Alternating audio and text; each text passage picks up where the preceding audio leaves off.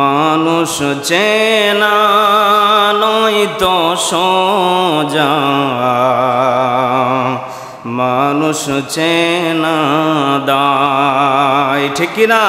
ও মানুষ জগৎ ভরা দেখতে সদা পায়, উপর স্বভাব দেখে যাদের মানুষ বলে জানো, আসলে তারা কতটুকু হারে হারে চিনো, ঠিক কিনা? সমাজে আমরা সবাইকে মানুষ মনে করি, কিন্তু ভিতরের খবর আমরা জানি না। কথা বলেন ঠিক কিনা? মুখের কথায় মধু মাখা, অন্তরেতে বিষ ভরা। কথা বলেন ঠিক কিনা? বোঝা গেলে এদের সদা দূরে ঠেলে দিও, নইলে জীবনে বিপদ ডেকে এনো, ঠিক না বেঠিক?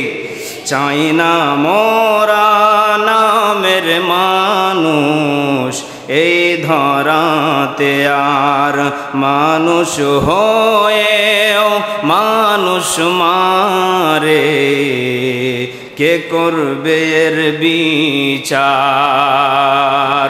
মানুষ হয়েও মানুষ মারে, কে করবে এর বিচার? সম্মানিত মুসল্লিন ইকরাম, আজকে পবিত্র জুমার দিনে অত্যন্ত দয়া করে, মেহেরবানি করে, মায়া করে যে আল্লাহ পাক রব্বুল আলামিন আশার বসার আমি গুনাহগার আমাকে কথা বলার সুযোগ করে দিলেন, সে আল্লাহ পাকের প্রতি অন্তরস্থল থেকে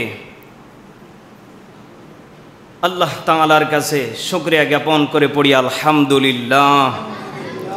মানবতার মুক্তির দূত তাজদারে মদিনা সরকারে দু আলম রহমতুল লিল আলামিন জনাবে মুহাম্মদ রাসূলুল্লাহ উচ্চ আওয়াজে পড়ি সাল্লাল্লাহু আলাইহি ওয়াসাল্লাম। সম্মানিত মুসল্লিন ইকরাম, আজকে পবিত্র জুমার দিনে বলেন তো দেখি, আপনার আমার মতো ভাই অনেকেই হাসপাতালের বেডে আছে না নেই? আরও জোরে বলেন, আছে না নেই? কত মানুষ মাঠে ঘাটে রোড ঘাটে আছে না নেই? এরপরে আপনি খেয়াল করে দেখবেন কত মানুষ বাসাতেও বসে থেকে অপচয় সময় নষ্ট করতেছে। কথা বলেন ঠিক কি না? কিন্তু আমরা নামধারী মুসলমান যদি হয়ে থাকি, আমি ওই সমস্ত শ্রেণীর ব্যক্তিদেরকে বলতে চাই যারা আজকে জুমার দিনেও বিভিন্ন কাজে নিয়োজিত আছেন। আল্লাহ পাক বলে দিলেন, জানিয়ে দিলেন, যেই ব্যক্তি অসুস্থ সেই ব্যক্তি জানে সুস্থতার নেয়ামতের দাম কত বেশি। কথা বলেন ঠিক কি না? সম্মানিত মুসল্লিন ইকরাম, আপনাকে আমাকে সুস্থ যে আল্লাহ রেখেছেন সে আল্লাহর প্রতি আপনি আমি খুশি না বেজার? আরও জোরে আওয়াজ দিয়ে বলেন, খুশি না বেজার?